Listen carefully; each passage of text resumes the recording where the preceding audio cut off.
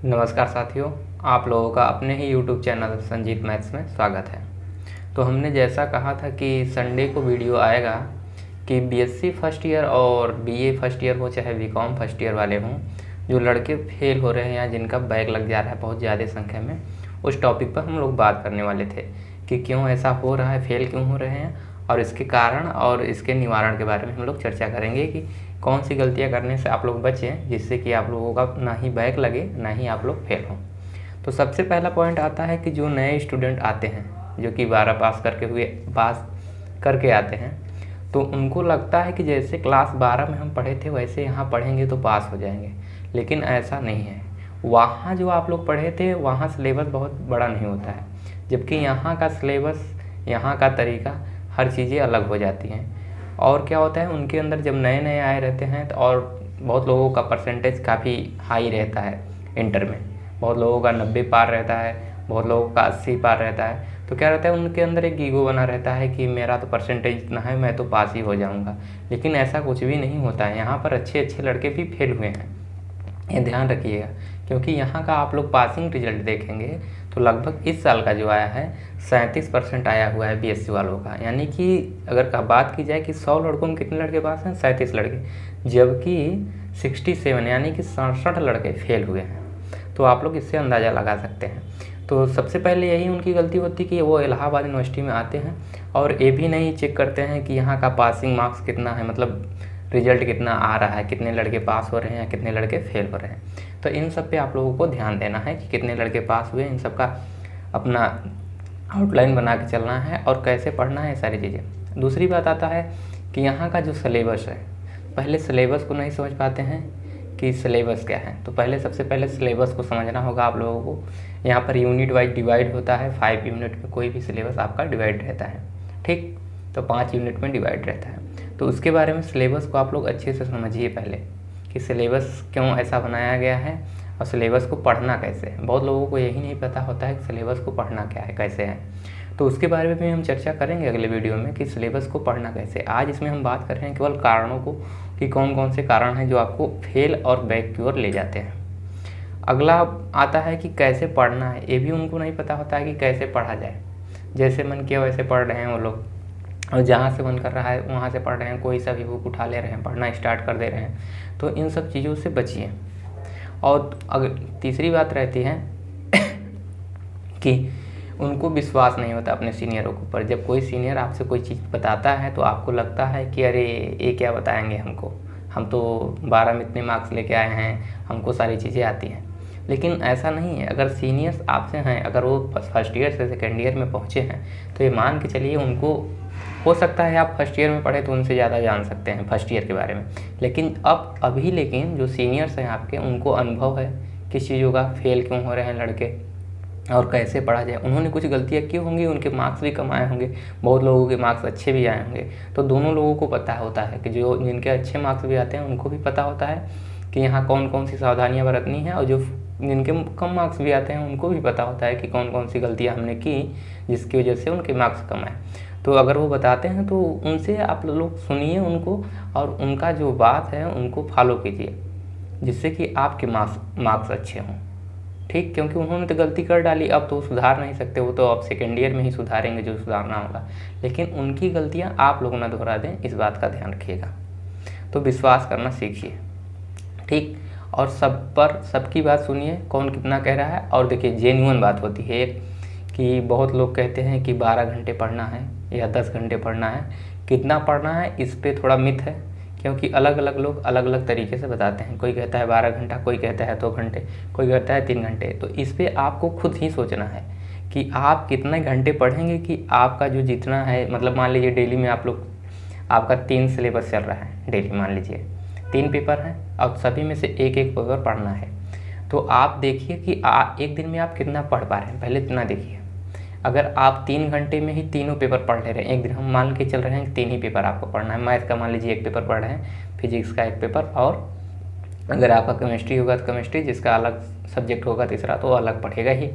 तो उस पर आप लोग गौर कीजिएगा कि कैसे पढ़ना है। तो मान लीजिए हम मान के चल रहे हैं कि एक दिन में आप 3 पेपर पढ़ रहे हैं, तो आप देखिए कि 3 पेपर पढ़ने में कितना समय लग रहा है आपको।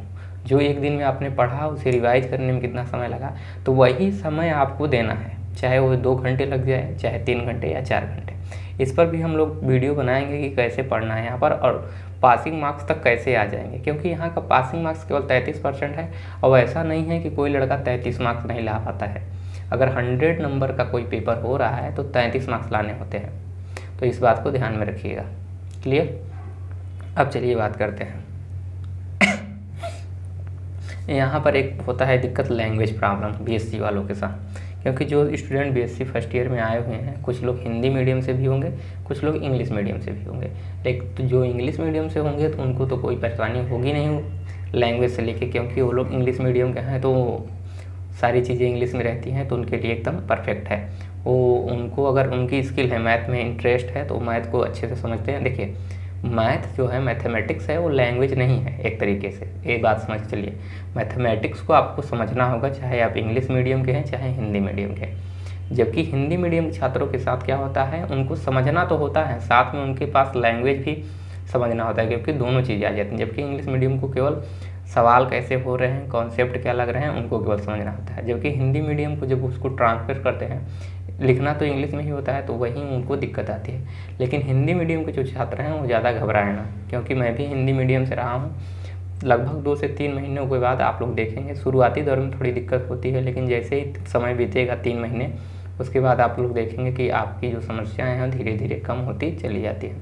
हिंदी मीडियम वालों के साथ ये होता है, जहाँ पर ज़्यादा थ्योरेटिकल आ जाते हैं वहाँ पर याद करने में थोड़ी समस्या होती है, तो उसको आपको थोड़ा रिवाइज करना होगा बार बार। लेकिन समस्याएँ तो रहेंगी, लेकिन फर्स्ट ईयर में ही रहेंगे। उसके बाद सेकेंड ईयर में आप लोग उसके हैबिचुअल हो जाएंगे, आदी हो जाएंगे, तो आप लोग कर ले जाएंगे कंटिन्यू। ठीक, यही प्रोसेस बीओ वालों के साथ होता है। वो भी सिलेबस को अपने नहीं समझ पाते हैं कि सिलेबस को पढ़ना कैसे है। 33% कहने का मतलब कि पासिंग मार्क्स तो आ ही जाएंगे। आप लोग चाहें तो 60+ यानी 60% आपके अच्छे से बन सकते हैं, अगर आपको किसी ने सही तरीके से गाइड कर दिया कि कैसे सिलेबस को पढ़ना है। सबसे बड़ी बात यही होती है, लोगों को पता नहीं होता है सिलेबस को पढ़ना कैसे होता है। बहुत लोग 100% सिलेबस पढ़ते हैं, 100% पढ़ के 33% के नीचे चले जाते हैं और फेल हो जाते हैं। बहुत लोग क्या करते हैं, 60% सिलेबस को पढ़ेंगे, 80% सिलेबस को पढ़ेंगे और 60+ उनका परसेंटेज बन जाता है। तो इन बातों को ध्यान में रखिए कि कितना पढ़ना है और कितना मार्क्स लाना है। बहुत लोग होता है, देखिए, और यहाँ पर ये भी ध्यान रखिए कि आपके मार्क्स 60+ से आ गए, मान लीजिए। बहुत छात्र ऐसे हैं कि जो 60+ आ जाते हैं मार्क्स, लेकिन उनसे अगर दोबारा पूछ लिया जाए, उस कॉन्सेप्ट के बारे में पूछ लिया जाए, तो नहीं बता पाते हैं। 2 तरीके के स्टूडेंट होते हैं यहाँ पर, एक तो जो समझकर याद करते हैं, दूसरे स्टूडेंट वो हैं जो केवल याद करते हैं। एक तरीके से कह दीजिए रट्टू तोता, जैसे तोते को सिखा दिया जाता है राम राम कहना, तो राम राम कहने लगता है। जो भी उसे सिखा दिया जाता है, वो जाएंगे उसके घर के पास, अगर सीखा है तो वही बोलेगा, उसके अलावा कुछ भी नहीं बोलेगा। ठीक इसी प्रकार यहाँ पर दोनों तरीके के स्टूडेंट होते हैं। एक स्टूडेंट होता है कि जो समझा हुआ है और फिर याद किया है, तो आपको समझा भी देगा और बता भी देगा, याद रहेगा तो लिखेगा ही। लेकिन एक स्टूडेंट होते हैं जिनकी मेमोरी पावर थोड़ी अच्छी होती है, तो कुछ भी याद कर सकते हैं, लेकिन उनसे पूछेंगे कि ये कैसे हुआ तो बता नहीं पाएंगे। जैसे 2 + 2 4 हो गया, ठीक, तो उनको याद है, मान लीजिए कि 2 + 2 4 होता है, 8 + 8 16 होता है, उनको याद है, ना कि उनको ये पता है कि 8 में 8 जोड़ेंगे तो 16 होगा। ठीक, तो ये तरीके होते हैं। और यहाँ के जो थ्योरम्स होते हैं उनको नहीं समझे रहते हैं कुछ लोग, बहुत लोगों की मेमोरी पावर याद रहती है, तो याद करके जाते हैं और एग्ज़ाम में लिख के चले आते हैं। एक तरीके से कहा जाता है ना, एग्ज़ाम टाइम में बहुत लोग जैसे याद कर लेते होंगे, लिख के चले आते हैं और फिर खुश हो जाते हैं कि अरे हमने तो देखो 1 महीने पढ़ा और सारी चीज़ें, हमारे मार्क्स अच्छे आ गए। लेकिन वो आगे चल के आपको फ़ायदा नहीं देंगे, वो घाटा ही होंगे। आप लोग जान रहे हैं कॉम्पिटिटिव एग्ज़ाम में, किसी भी आप लोग कॉम्पिटिटिव एग्ज़ाम में बैठेंगे तो आपको वहाँ से छटना ही रहता है, क्योंकि आप समझे नहीं रहते हैं, वहाँ पर नए तरीके के सवाल बन जाएंगे। इलाहाबाद यूनिवर्सिटी का एक बात और ध्यान रखिए कि हर जो सिलेबस होता है, हर साल उसी सिलेबस से क्वेश्चन आते हैं। ऐसा नहीं है कि वहाँ से कुछ नए क्वेश्चन बना देंगे। आप लोग अंसाल में देखेंगे कि तो जितने भी सवाल होंगे रिपीटेड होंगे, सवाल किसी न किसी ईयर में आए रहते हैं और लिमिटेड सवाल होते हैं। उसी लिमिटेड सवाल में से ही सारे क्वेश्चन पूछे जाते हैं, चाहे वो बीओ वालों का हो, चाहे बीएससी वालों का हो, चाहे बीकॉम वालों का हो। तो अपने सिलेबस को समझना है कि कैसे क्वेश्चन आ रहे हैं, उनको भी समझना है, और यूनिट वाइज पढ़ना है तो कैसे पढ़ना है, इसका सबसे बड़ा ध्यान देना है। सिलेबस को पढ़ना कैसे है, इस पर हम बनाएंगे आपको टॉपिक। सबसे पहले आपको उतने ही तैयार करने हैं जितने में आप पास हो जाए। क्या होता है, बहुत लड़के करते हैं कि हमें तो 80% चाहिए, पहले ही उनका टारगेट यही होता है कि हमें 80% चाहिए, 80% प्लस। और होता क्या है कि 80% मान के चलते हैं और सीधे चले जाते हैं नीचे, 33% भी नहीं बन पाता है। तो ऐसा नहीं करना है, टारगेट छोटा छोटा बनाएंगे और आपको 60 प्लस से ले जाएंगे। 60 प्लस मेरा कहने का मतलब आप फर्स्ट डिवीज़न से पास हो, उसके ऊपर भी आप लोग जा सकते हैं, वो आपकी मेहनत वहाँ पर काम करेगी। लेकिन मेरा काम है कि आप लोगों को कम से कम 60% तक ले ही जाएं, किसी भी तरीके से आप लोगों का 60% बच जाए। तो आप लोगों को मैं पढ़ने का तरीका बताऊंगा कैसे पढ़ना है, और आप लोगों का 60 प्लस बनेगा अगर आप जैसे मैं बताऊंगा अगर वैसे फॉलो कर दिए तब। ऐसा नहीं कि हमने बता दिया आप फॉलो नहीं किए, फिर बाद में कहे कि आपने कहा था 60 प्लस हमारा बनेगा, वो बना नहीं, तो उसमें हमारी कोई गलती नहीं है। आप फॉलो करेंगे तो आपका बनेगा, नहीं फॉलो करेंगे तो आपका 60% प्लस नहीं बनेगा, ये ध्यान में रखिएगा। चलिए, तो ये हो गए सारे कारण, ठीक। तो सिलेबस को समझना। और क्या होता है कि बहुत लड़के अलग अलग लोगों से नोट्स ले लेते हैं। जैसे आपको केमिस्ट्री का नोट्स लेना है तो क्या किया, आप एक सीनियर से लिए, दूसरे सीनियर से, फिर और क्या किया, दूसरे सीनियर से ले लिए, और फिर तीसरे सीनियर से ले लिए, और सभी का नोट्स अलग अलग हो गया है अब, क्योंकि सभी ने अपने नोट्स अपने अपने तरीके से बनाए हैं। तो वो अलग अलग तरीके से बनाए हुए नोट्स को जब आप पढ़ेंगे तो आपके अंदर कन्फ्यूजन क्रिएट होगा। तो ऐसा मत कीजिएगा, किसी एक व्यक्ति का नोट्स लीजिएगा और उस पर विश्वास कीजिएगा। हमने कहा पहले ही बार कि विश्वास करना सीखिए, भरोसा करना, क्योंकि बहुत लोगों को भरोसा नहीं होता है और यहाँ पर बहुत लोग डाउट में रहते हैं कि यदि हम कोचिंग नहीं करेंगे तो हम पास नहीं होंगे। ऐसा नहीं है, हमारे साथ के बहुत सारे लड़के हैं जो कि पास हुए हैं और कोचिंग भी नहीं किए हैं। तो इससे पता चलता है कि जो लोग कोचिंग नहीं किए हैं वो भी पास हो रहे हैं। और बहुत से ऐसे लड़के हमारे पहचान के हैं जो कोचिंग किए थे तब भी फेल हुए हैं। ये भी बताता है कि आप कोचिंग करेंगे तब भी पास नहीं हो सकते, ये दोनों चीज़ें। तो आप दोनों चीज़ें मान कर चलिएगा, ठीक। और अब तो जब हम लोग आए थे तब तो यूट्यूब पे कोई भी संसाधन नहीं था पढ़ने के लिए इलाहाबाद यूनिवर्सिटी से रिलेटेड बीएससी के सिलेबस को, चाहे वो मैथ हो जाए चाहे फिजिक्स हो जाए। शायद अभी भी फिजिक्स का थोड़ा नहीं है, लेकिन फिजिक्स को अगर आप नोट्स से पढ़ते हैं और क्लासेज अटेंड कर लेते हैं इलाहाबाद यूनिवर्सिटी की, जो क्लासेज अच्छी चल रही हैं तो उन क्लासेज को अटेंड करेंगे। और फिजिक्स के नोट्स को, फिजिक्स में ज़्यादा उतना नहीं रहता है कैलकुलेशन, उसमें थ्योरेटिकल रहते हैं, थ्योरी को पढ़ना रहता है। कुछ ही ऐसे पॉइंट्स हैं जहाँ पर न्यूमेरिकल प्रॉब्लम होते हैं बीएससी फर्स्ट ईयर में, वो थोड़ा इलेक्ट्रॉनिक्स में है और सारे टॉपिक्स में नहीं है, वो 1-2 ही चैप्टर में है और बहुत ज़्यादा नहीं होते हैं, और उसी से क्वेश्चन उठना होता है। तो उस टॉपिक को भी हम बता देंगे कि कहाँ से कैसे क्या करना है। इलेक्ट्रॉनिक्स में भी बता देंगे आप लोगों को, मैकेनिक्स में भी कौन कौन से टॉपिक सबसे ज़्यादा पढ़ने हैं और रिपीट करके पढ़ने हैं उसको भी बताएंगे। और केमिस्ट्री में जो हमारा तो केमिस्ट्री नहीं है सब्जेक्ट, लेकिन जो भी केमिस्ट्री के आपके सीनियर होंगे हम उनसे बात करेंगे कि वो आपको गाइड कर दे केमिस्ट्री के बारे में, कौन सा टॉपिक कहाँ से पढ़ना है। लेकिन यूनिट जो पढ़ने का तरीका होगा वो सभी में सेम लगेगा, चाहे वो बीए के सब्जेक्ट में हो चाहे वो बीएससी वालों के सब्जेक्ट हो, ये ध्यान में रखिए, चाहे बीकॉम वाले, क्यों नहीं यूनिट को हम समझाएंगे। अभी एक बार बनाएंगे एक वीडियो, नया वीडियो, दूसरा वीडियो कि सिलेबस को कैसे पढ़ा जाए, और हम बताएंगे आपको मार्क्स कैसे 60 प्लस आ सकते हैं। तो सबसे पहले आपको टारगेट रखना है कि आपका 60 प्लस आ जाए, यानी कि फर्स्ट डिवीज़न आ जाए, उतना पढ़े जिससे कि आपका फर्स्ट डिवीज़न आ जाए। उसके बाद आपको एक्स्ट्रा एफर्ट करना है जिससे आपका 60 प्लस तो बनेगा ही, मतलब 60 के आगे रहेगा ही। 60 का मतलब हो गया 60 और 70 के बीच में आपका परसेंटेज रहे, तो उससे आप उससे एक्स्ट्रा मेहनत करेंगे तो आपका उससे भी आगे जा सकता है, लेकिन उससे नीचे ना आए। हमारा कहने का मतलब है एक तरीके से एक लेयर बना दिया जाए, यानी कि एक बेस ऐसा हो जहाँ से आप नीचे ना रहें, इससे ऊपर ही रहें, इससे नीचे ना आए। बस मेरा उद्देश्य यही है। अगर आप 60 प्लस भी रहते हैं तो इलाहाबाद यूनिवर्सिटी में 60% बना बहुत बड़ी बात हो जाती है, ध्यान में रखिएगा। आप लोग अभी उठा के देखेंगे इस साल का जो रिजल्ट आया है, 60 प्लस के ऊपर कितने छात्र हैं आप लोगों को अंदाज़ा लग जाएगा। लगभग अगर देखा जाए तो 50 लड़कों से ज़्यादा 60 प्लस किसी का भी नहीं है, जबकि 3000 लड़के अपीयर हुए थे, 1300 लड़के फेल हुए हैं, 1200 लड़के पास हुए हैं। उसमें से भी अगर देखा जाए तो 50 लड़कों का परसेंटेज जो है 60 प्लस है, और बाकी लड़कों का जो परसेंटेज है वो 50 से कम, बहुत लोगों का 50 से ऊपर, लेकिन 60 से कम है, ये ध्यान में रखिएगा। तो ये सारी चीज़ें आप लोग एनालिसिस कर लीजिएगा। अब बहुत लोग क्या होता है कि जैसे एक लड़के का आ गया 85% और उसने कहीं से कोचिंग कर रखी है, ठीक, इसको भी समझिएगा। कोचिंगों का जो रहता है जलवा उनको भी समझिएगा क्या होता है, और मिथ भी है एक तरीके से, कि आप कोई भी कोचिंग है तो उठा के देखिए। कोचिंग जितनी भी कोचिंग्स हैं, आप कोई भी कोचिंग ले लीजिए, क्योंकि कोचिंगों का इस समय चल रहा है क्रेज़। तो आप लोग कोचिंग के बारे में मैं उतना डिस्कस नहीं करूँगा, मैं बता दे रहा हूँ कैसे किसी भी कोचिंग के बारे में एनालिसिस की जाती है। तो क्या होगा, आप कोचिंग उठा लीजिए और वहाँ के लड़कों को देखिए। मान लीजिए एक लड़के का 85% आ गया, तो 85% उस लड़के का है। मान लीजिए हम मान ले रहे हैं वो टॉपर हो गया उस कोचिंग का, तो 85% उसका आ गया। लेकिन उस कोचिंग में अगर 500 लड़के पढ़ रहे हैं और एक ही लड़के का 85% आया, और उसके नीचे जितने भी लड़के हैं और उनका परसेंटेज देखिए। अब मान लीजिए उनमें से 85 एक का आया, और बाकी 10 लड़कों का 60+ है।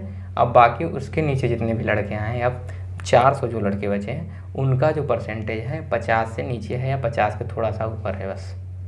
तो इससे आप क्या कहना चाहेंगे कि जो कोचिंग था उसने उस लड़के को टॉप कराया, या उस लड़के की कुछ मेहनत रही होगी खुद की बहुत ज़्यादा, तब जाके उसका 85% आया, वो आपको तय करना है। ठीक, यहाँ पर आप फर्स्ट ईयर में आए हैं, इंटर पास करके आए हैं, ये सारी चीज़ें आपको क्वेश्चन आपको दिए जाएंगे। और अगर आप केवल रटे रटाए चीज़ों पे भरोसा करेंगे तो आपका कुछ भी कल्याण होने वाला नहीं है। तो खुद भी क्वेश्चन करिए अपने से कि ऐसा क्यों हो रहा है। केवल कोचिंग 85%, और यहाँ यही होता है कि जिनका मार्क्स परसेंटेज ज़्यादा आ जाता है आप उसी के पीछे भागने लगते हैं, जबकि जिनका परसेंटेज ज़्यादा आता है वो आपके बारे में कुछ भी गाइडेंस नहीं देते हैं ज़्यादातर, क्योंकि उनका पूरा समय पढ़ाई पे रहता है। वो नहीं चाहते हैं कि अपना थोड़ा सा भी समय निकाल के मैं जूनियरों के बारे में गाइड कर दूं या कुछ और कर दूं। तो ये सारी चीज़ें ध्यान में रखिए, जो आपको गाइड कर रहा है उनकी बातों पे भरोसा कीजिए। ठीक, तो टॉपर्स बनने के लिए यही एक रीज़न होता है कि आप किताबों में डूब जाएँ, किताबों नोट्सों में डूब जाएँ। एक तरीके से कहा जाए कि पूरे समय अपना पढ़ाई पे ही दें, एक तरीके से कहा जा सकता है, अलग चीज़ों पे ना दें। और कुछ लड़के ऐसे होते हैं जिनके 60+ भी होते हैं, वो सारी चीज़ें करते रहते हैं, खेल कूद और बाकी सारी चीज़ें, एक्टिविटी उनका अलग अलग होता रहता है। भले उनके परसेंटेज एकदम टॉप लेवल पे ना हो, लेकिन इतना रहता है कि वो कम भी नहीं रहता है। तो ये ध्यान रखिएगा। ठीक, और एक लड़के ऐसे होते हैं कि वो कितने खेलने में व्यस्त हो जाते हैं कि उनका परसेंटेज ही नीचे चला आता है, यानी कि एकदम दूसरे साइड दिशा में चला जाए। खेलने का मतलब कई चीज़ें एक्टिविटी में आ जाती हैं और कुछ अलग चीज़ें करते हैं, वो आप लोग समझ ही रहे हैं कि क्या क्या करते हैं आप लोग। ठीक, इतना तो अनुभव होगा ही, आप लोग इंटर में पास होके आए हैं। तो यहाँ पर ये सारी चीज़ें सावधानियाँ बरतिएगा। तो चलिए इस वीडियो को आज हम लोग यहीं समाप्त करेंगे। अगला वीडियो हमारा रहेगा इसी पे, सिलेबस को कैसे पढ़ना है। ठीक, पूरा वीडियो उसी पे रहेगा, लगभग वो भी 15 से 20 मिनट का रहेगा। उसको हम अच्छे से समझा देंगे, और उस वीडियो को ज़रूर देख लीजिएगा आप लोग, क्योंकि अगर आप उस वीडियो को नहीं देखते हैं तो आपको पता नहीं लगेगा कि आपको कैसे पढ़ना है। और आप लोगों के पास समय बहुत ज़्यादा नहीं है, हो सकता है आपका पेपर मई या जून में हो, क्योंकि अभी सेशन स्टार्ट हुआ है। तो हम लोग जितने भी सेकेंड ईयर के स्टूडेंट हैं उनका मार्च में पेपर होने वाला है, और मार्च में होगा तो लगभग दिसंबर के बाद शायद हम आपको गाइड ना कर पाएँ, क्योंकि दिसंबर के बाद कोई गाइडेंस नहीं होगी किसी के लिए। इसीलिए हम पहले ही गाइड कर दे रहे हैं सभी को, क्योंकि दिसंबर के बाद हमें भी अपना पढ़ना रहेगा, क्योंकि मार्च में पेपर ही होंगे, और मार्च में पेपर होगा तो इतना समय नहीं रहेगा कि वीडियो शूट किया जाए, वीडियो एडिट किया जाए और आप लोगों तक पहुंचाया जाए। तो आप लोग भरोसा कीजिए, और यूट्यूब पे जितने भी आपके पास वीडियो मिल रहे हैं पढ़ने के लिए, वो उन पर भरोसा कीजिए। क्योंकि देखिए, जो नए स्टूडेंट अगर किसी ने वीडियो डाला है पढ़ाने के लिए, तो उस पर जब आप भरोसा नहीं करेंगे तो आप जान ही नहीं पाएंगे ना वो कैसा पढ़ा रहा है। पहले आप वीडियो को देखिए, अगर वीडियो समझ में आ रहा है तो एक तरीके से आपके लिए सफिशिएंट है। अगर वीडियो आपको नहीं समझ में आ रहा है तब आप उसे, जैसे पहले किसी भी टीचर को अगर उससे नहीं पढ़ें तो कैसे कह देंगे कि वो अच्छा पढ़ा रहा है या ख़राब पढ़ा रहा है। जज नहीं कर सकते ना, जब आप उससे पढ़ेंगे तभी आप उसके बारे में जज कर सकते हैं कि उन्होंने सही पढ़ाया है गलत पढ़ाया। तो आप पहले पढ़िए, 2-3 वीडियो पढ़िए, उसके बाद आपको नहीं समझ में आता है तो उसके बाद छोड़ दीजिए उसको, बिल्कुल मत पढ़िए। क्योंकि जब समझ में ही नहीं आ रहा है आपको तो पढ़ेंगे तो आपका समय व्यर्थ जाएगा, और मैं वो चाहता नहीं हूँ कि आप लोगों का समय व्यर्थ जाए। ठीक, क्योंकि सभी के समय बहुत बहुत कीमती है। ठीक, तो चलिए इस वीडियो को यहीं समाप्त करेंगे। आशा करते हैं आप सभी स्वस्थ सकुशल और अपनी अच्छी पढ़ाई अच्छे से कर रहे होंगे, और आप सभी को दुर्गा पूजा की बहुत बहुत शुभकामनाएं। और आप लोग अपने छुट्टियों का, इस छुट्टी जो आप लोगों को मिली है, इसका आप लोग अच्छे से उपयोग करेंगे। तो वीडियो देखने के लिए आप सभी का बहुत बहुत धन्यवाद।